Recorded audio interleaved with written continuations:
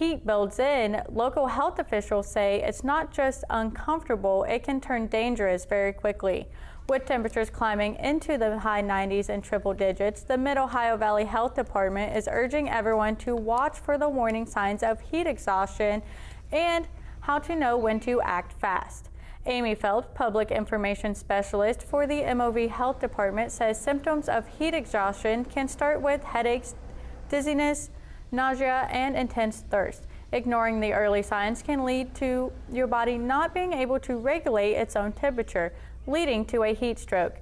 Phelps says preventing heat exhaustion is as simple as knowing your limits. Stay hydrated throughout the day. Don't work or play outdoors during the hottest times of the day. Utilize cooling towels and fans to stay cool.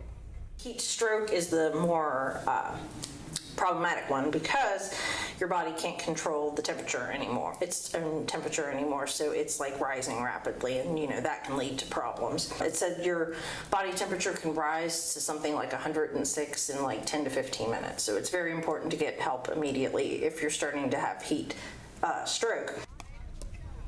Phelps says if you or someone else is experiencing signs of heat exhaustion, it's important to cool down before the symptoms progress.